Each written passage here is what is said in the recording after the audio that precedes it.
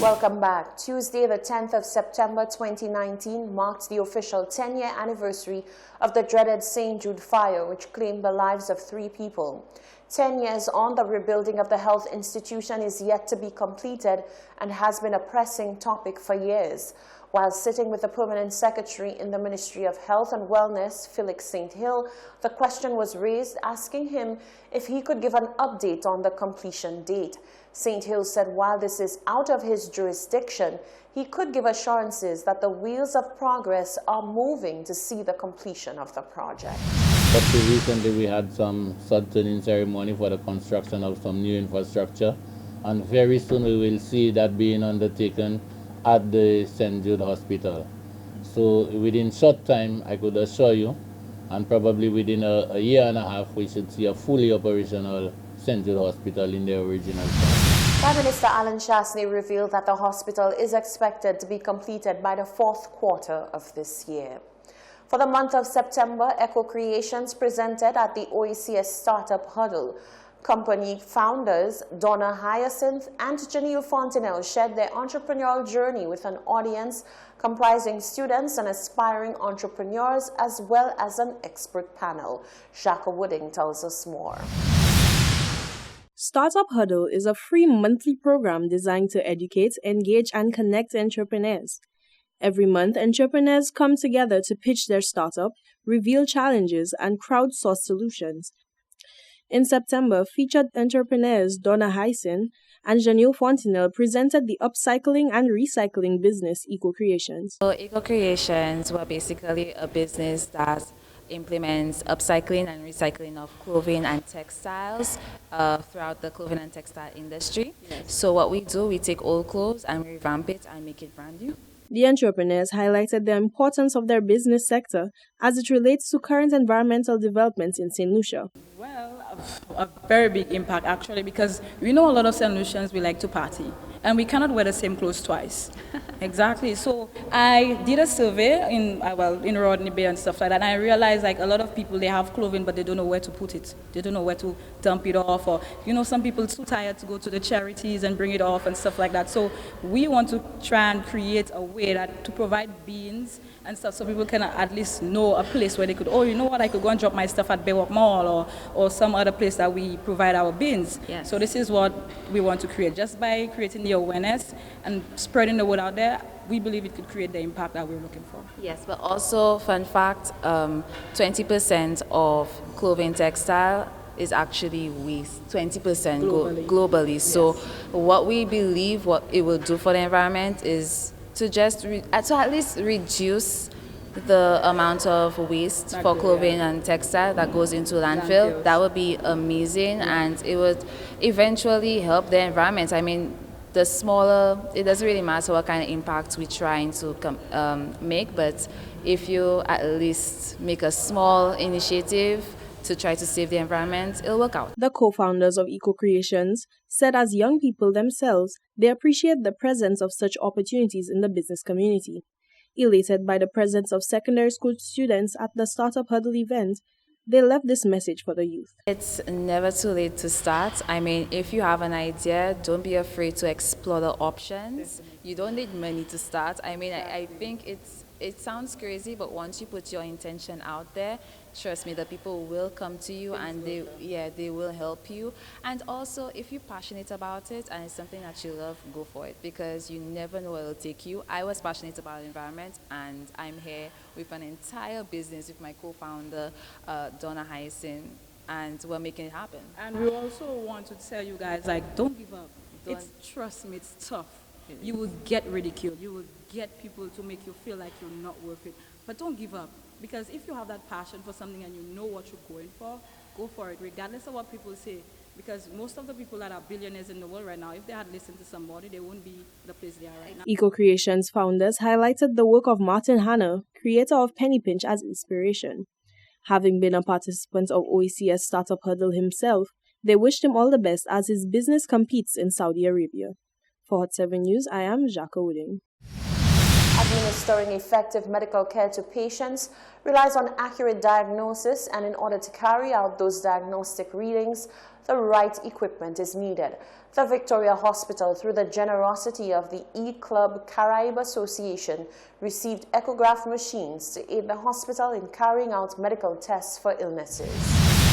2 echograph machines were donated to the Victoria Hospital by the EClub Caribe Association from Martinique. Senior Medical Officer Dr. Shanna Sear Filbert touts the timeliness of the donation of the echograph machines.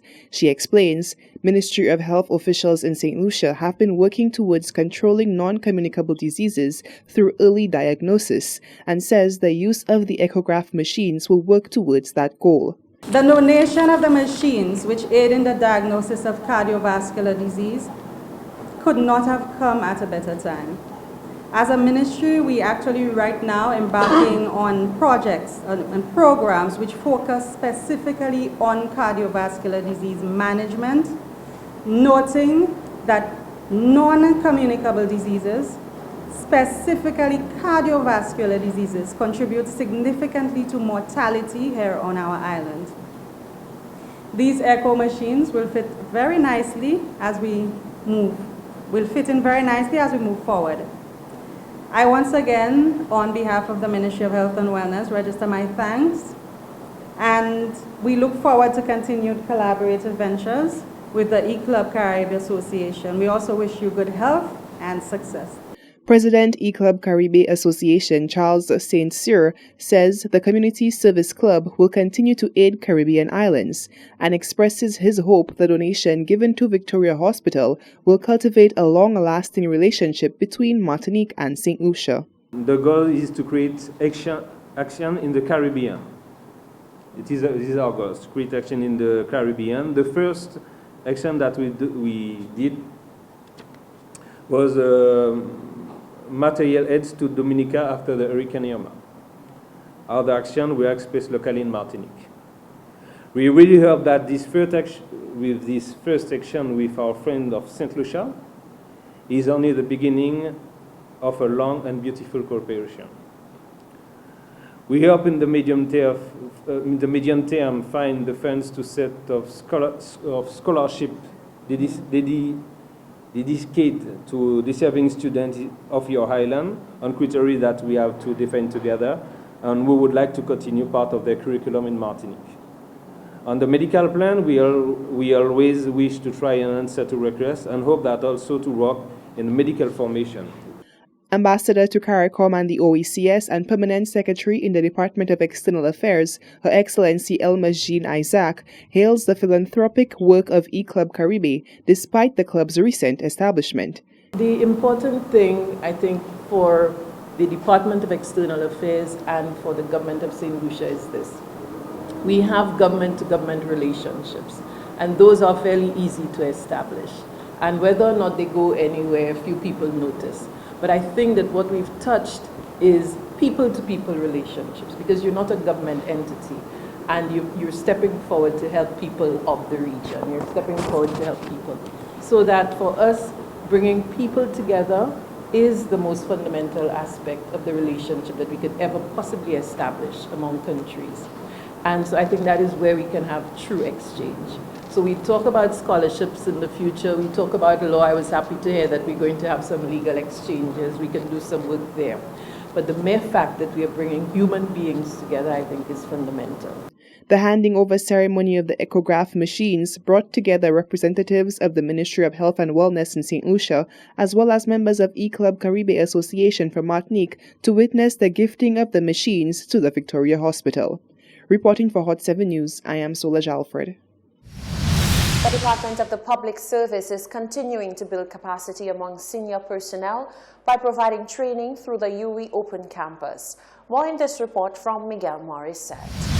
Approximately 40 senior public officers will undergo comprehensive training with the aim of enhancing their knowledge and skills in project management. Classes run concurrently, one in the morning and one in the evening on Tuesdays and Thursdays.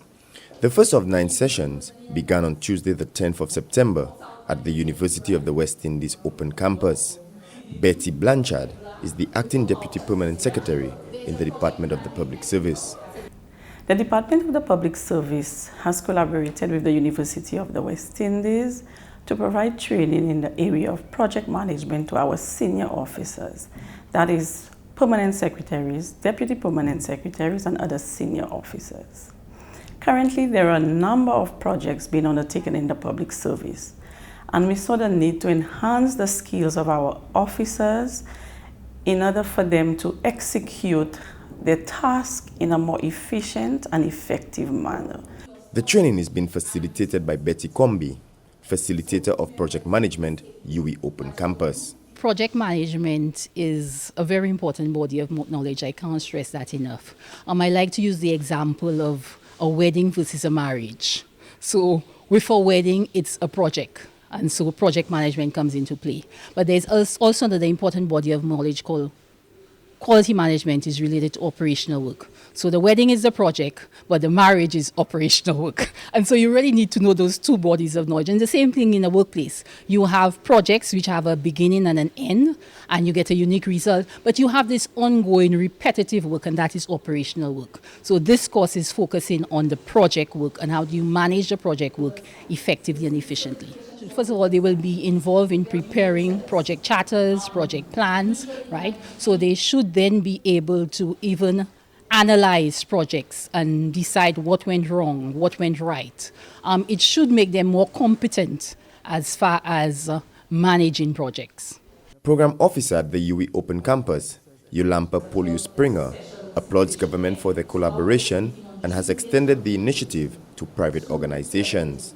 We are the University of the West Indies. We belong to the government of the people and people of St. Lucia, and we are hoping that more institutions, the government has started, and it is a step in the right direction, and we're hoping that more organizations can come to us with a view of us assisting as much as possible with training in especially continuing professional education areas. Upon successful completion of the project management course, participants will receive a UE Open Campus St. Lucia Certificate of Achievement. From the Communication Unit in the Department of the Public Service, Miguel Morissette reporting.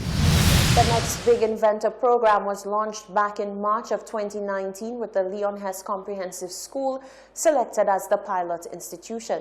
The competition was created by Joshua Esnard to foster the development of students' skill sets, creating a stronger basis for students to become entrepreneurs. The Hot 7 team caught up with students as they prepare for the final leg of the competition. In March of 2019, Josh Esnard and Michelle Samuel launched a program aimed at encouraging young people to create life hacks, innovative methods, or social programs which address 6 of the 17 Sustainable Development Goals. The program, entitled The Next Big Inventor, was introduced at its pilot stage at the Leon Hess Comprehensive Secondary School, where students were tasked with the issue of sargassum presence and utilization. Our product entails that we're using sargassum seaweed, which is an invasive species of seaweed that is causing that is basically sucking the life out of our island. It's gross and disgusting, and when it reaches the shore, it has a terrible odor that driving the tourists away from the beaches, and also gets tangled up in fishermen's nets, engines, and other fishing equipment. So in a lot of ways, sargassum seaweed is affecting our economy. The young entrepreneurs say projects like this should be more available to students as they are immeasurably beneficial. This kinds of competitions and these types of programs help entrepreneurs and high school students like ourselves to realize our full potential and not just to let our limits be the limits. I mean, for competitions like this, the sky's the limit because no one knows how many different connections or how many different opportunities this may give us in the future. Another group consisting of Layla Felix and Abigail Cox says although they have encountered challenges,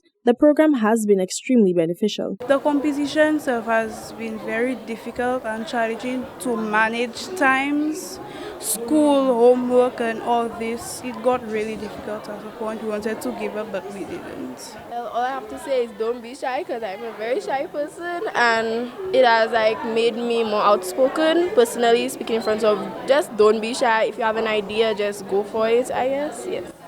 And don't give up because we almost did and that would have been the worst mistake we would ever make, so just don't give up on your dreams. Prizes include scholarships, monetary prizes, and the potential to get into the U.S. market after intensive mentoring, coaching, and training. For Hot 7 News, I am Jacques Wooding. This is the Hot 7 TV Nightly News. Tennyson Glasgow is up next with the sporting action.